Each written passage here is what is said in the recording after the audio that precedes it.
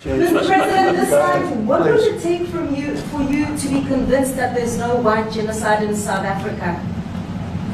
Well, I can answer that for the President. It's for him.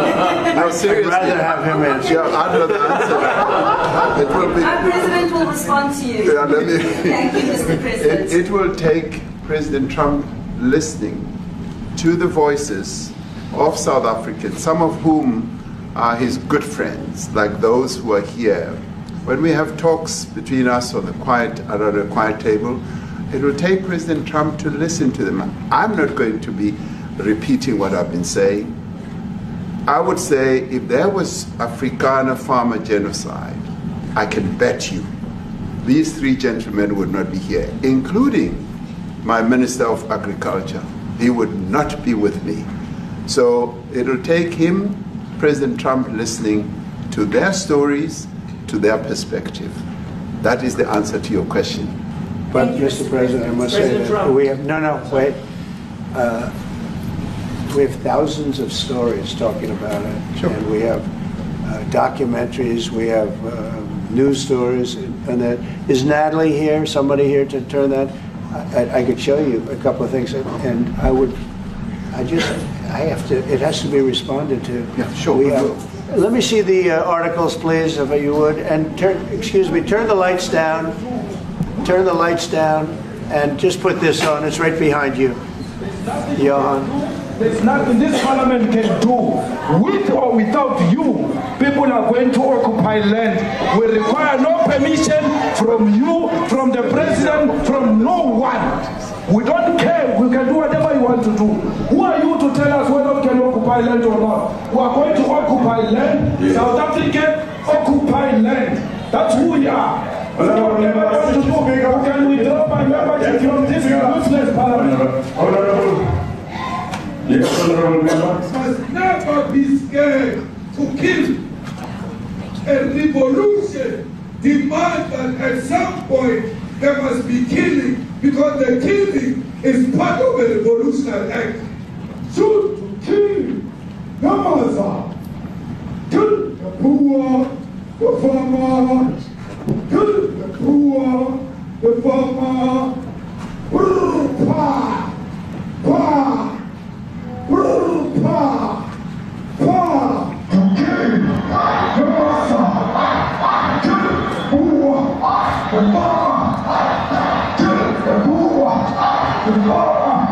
The man of D-Day in PE is a white man.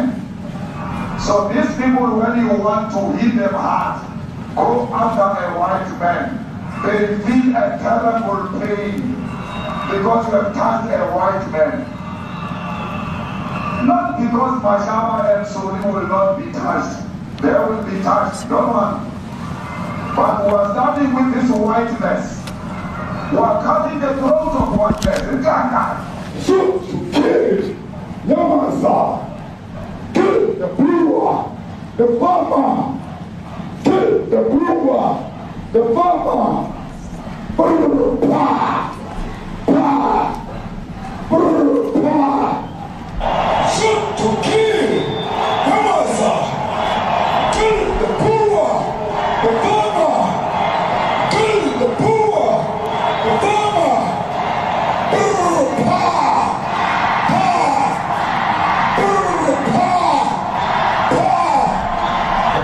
I don't know what's going to happen in the future. I'm saying to you, was not called for the killing of white people, at least for now. I can't guarantee the future. Yeah, but I mean, you understand somebody watching that, especially as it gets shared on Twitter, they freak out. It sounds like a genocide over I can't take it.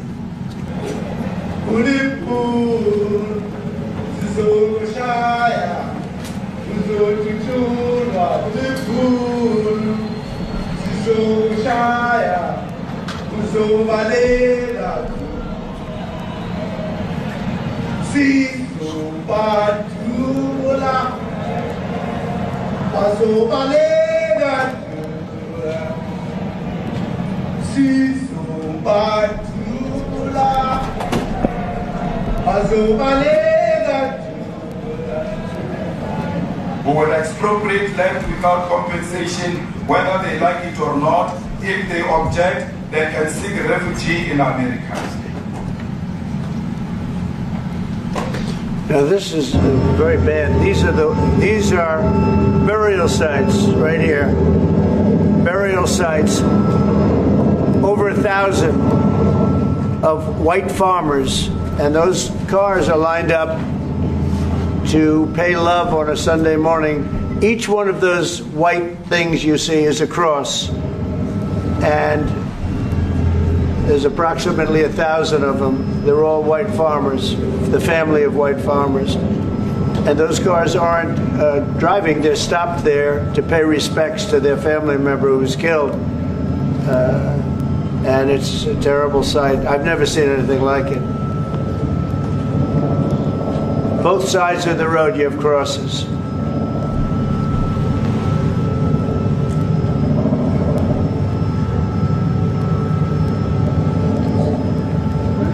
Those people were all killed.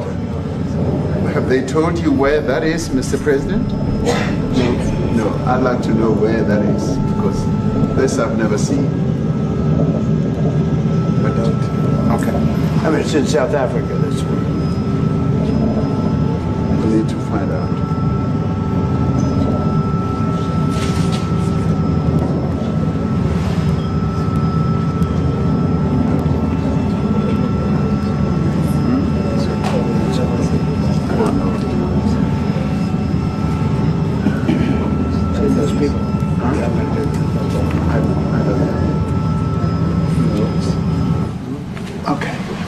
Mr. President, the Pentagon announced that it would be accepting a Qatari jet to be used as Air Force One. What are you talking about? What are you talking about?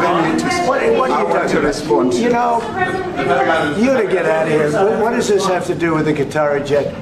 They're giving the United States Air Force a jet, okay? And it's a great thing. We're talking about a lot of other things. It's NBC trying to get off the subject of what you just saw. You are a real, you're a terrible reporter. Number one, you don't have what it takes to be a reporter. You're not smart enough. But for you to go into a subject about a jet that was given to the United States Air Force, which is a very nice thing, they also gave $5.1 trillion worth of investment in addition to the jet. Go back, you ought to go back to your studio at NBC, because Brian Roberts and the people that run that place, they ought to be investigated. They are so terrible the way you run that network, and you're a disgrace. No more questions from you. Go ahead.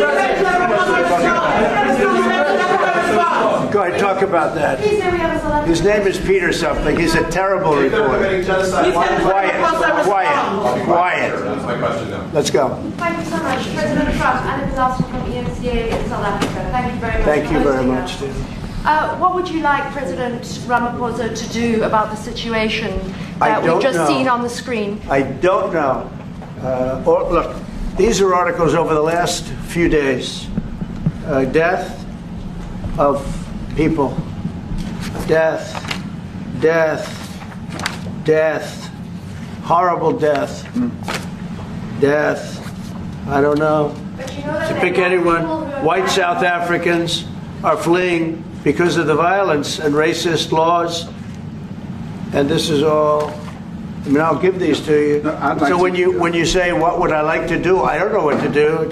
Look at this. White South African couple say that they were attacked violently. And, President Trump, when will you go and see for yourself if it is indeed true? well, I could do that. Look, here's burial sites all over the place. These are all white farmers that are being buried. And he asks about a jet that was given. You ought to be ashamed of yourself. You know, you are so bad. You're such a bad reporter.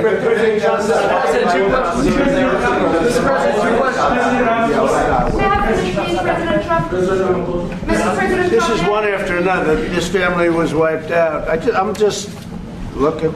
Can we get a report from President Ramaphosa? Your reaction to those videos, Mr. President? Yes, I want reaction. Well, I think the videos are so. No. When you look at the videos, I mean, how does it get worse? And these are people that are officials, and they're saying that kill the white farmer and take their land. That's what. And I have other friends in South Africa. I have people that left. One in particular that says you can't go there. He said they want to take your land, they take your land, and they kill you. it's okay, and they say it's okay to do. Now, we're going to talk about it, but this is a tremendous, look, this is a story recent. These are all people that recently got killed. Yeah. And I don't know how it can get any worse. These are, and you know, the men that you saw, the people that you saw in that movie, those are officials. Those are people that were in office. They had one march, they had a dance in your parliament, whatever you may call it, legislature. Well, let me clarify that. Yeah, let me clarify that, because what you saw, the speeches that were being made, one, that is not government policy. We have a multi-party democracy in South Africa that allows people to express themselves, political parties to adhere to various policies, and in many cases, or in some cases, those policies do not go along with government policy. Our government policy is completely against what he was saying, even in the parliament. And they're a small minority party, which is allowed to exist in terms of our constitution. But you do allow them to take land. No. You do allow them to take land. Nobody can take land. And then when they take the land, they kill the white farmer. And when they kill the white farmer, nothing happens to them. No, there is nothing happens to them. There is criminality in our country. People who do get killed, unfortunately, through criminal activity, are not only white people. Majority of them are black people. And we have now been utilized. The farmers are not black. I don't say that's good or bad, but the farmers are not black. And the people that are being killed in large numbers, and you saw all those grave sites, and those are people that loved ones going, I guess on a Sunday morning, they told me, to pay respect to their loved ones that were killed. Their heads chopped off. They died violently. And, you know, I mean, we're here to talk about it, and I didn't know we'd get involved here. But I will say this, that if the news wasn't fake, like NBC, which is fake news, totally, one of the worst, ABC, NBC, CBS, horrible. But if they weren't fake news like this jerk that we have here, if we had real reporters, they'd be covering it. But the fake news in this country doesn't talk about that. They don't want to talk about it, but now they have to talk about it. But they won't. This won't even be a subject. They'll have him talking about why did a country give a free, think of this, why did a country give an airplane to the United States Air Force? Okay, the United States, not to me, to the United States Air Force, so they could help us out, because we need an Air Force One until that's Air Force One, it's being built. 2 of them being built. But Boeing's a little bit late, unfortunately. So why did they give us a plane to the United States Air Force? That's what that idiot talks about after viewing a thing where thousands of people are dead. I'm sorry, I don't have a plane to give you. I wish you did. I take it. I would take it. If your country offered the United States Air Force a plane, I would take it. Okay. But coming back to this issue, which I really would like us to talk about, and talk about it very calmly. We were taught by Nelson Mandela that whenever there are problems, people need to sit down around a table and talk about them. Well, there are problems. And this is precisely what we would also like to talk about, including, of course, trade matters, investment matters. So the issues that concern you as the United States. Those are all recent. Those are all deaths. Yeah, in many ways, I mean, one should say you are a partner of South Africa, and you are raising concerns, and these are concerns that we are willing to talk to you about. Let me just add quickly, you know, the criminality that we are experiencing in our country needs quite a lot of technological capability. And in one of our areas in South Africa, we're using US technology, which is able to, in many ways, identify where shootings are happening and all that. And I'd like to talk about that, because there is support that we can get from you as the United States to help us deal with all these acts of criminality. And that is what I believe partnership is all about. And we are here as a partner so that we can help each other. whenever there are challenges. So I'd like us to discuss it, and of course outside of the media, so that we sit down and have a really good discussion that will lead to good outcomes. Are there any other punitive measures that could be in place should you not be satisfied that South Africa is fixing some of the very bad things, in inverted commas, that you tweeted are happening? Well, there are a lot of bad things happening in many countries, but this in particular has been very, very bad, very bad. And because of we're going to have the whole world watching in another short period of time, because you have the G20, and that's a big deal. And it seems like, I want you to look good. I don't want you to look bad. Very good. But we have hundreds of people, thousands of people trying to come into our country because they feel they're going to be killed and their land is going to be confiscated. And you do have laws that were passed that gives you the right to confiscate land for no payment. You can take away land for no payment. I want to clarify that, because we have a constitution. Our constitution guarantees and protects the sanctity of tenure of land ownership. And that constitution protects all South Africans with regard to land ownership. However, we do say, because we've got to deal with the past, the government, and as your government also has the right to expropriate land for public use. And you're doing that. And we've never really gotten underway with that. And we are going to be doing so. You're taking people's land away we have not. From them. And those people in many cases are being executed. Yeah. They're being executed. And they happen to be white, and most of them happen to be farmers. Mm-hmm. And that's a tough situation. I don't know how you explain that. How do you explain that? They're taking people's land away, and in many cases those people are being executed, and in many cases it's not the government that's doing it, it's people that kill them and then take their land, and nothing happens to them. But we have thousands of people that want to come into our country. They're also going to Australia in a smaller number. Mm-hmm. But we have thousands of people that want to come into our country, and they're white farmers, and they feel that they're going to die in South Africa, and it's a bad thing. Yeah, please. What can South Africa do? What concessions would you like to see them make to improve relations with the United States? Then I have one more for President Ramaphosa afterwards. Well, we just spoke about it. I got them a very, very complex machine, 150 of them. I was asked by the president if it could help, and I did that. And I have great feeling for all countries. I deal with all countries, but I have a great feeling for South Africa because I have friends. I have a couple of friends, a few friends here today. I have many friends from South Africa, but many of those friends are not. They can't go back. I have Elon is from South Africa. I don't want to get Elon involved. That's all I have to do. Get him into another thing. But Elon happens to be from South Africa. This is what Elon wanted.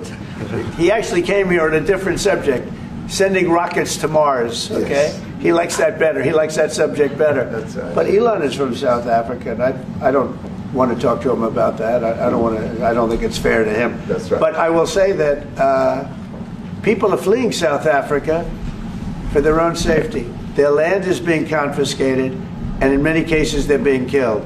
And that scene of, you see how many crosses they have. Those crosses, that's a dead person in every one of them. And those trucks or cars are paying their respects to all of those dead people on a Sunday morning. That's a rough thing to explain away. And the problem we have, and the way, a correct and a fair media exposes things.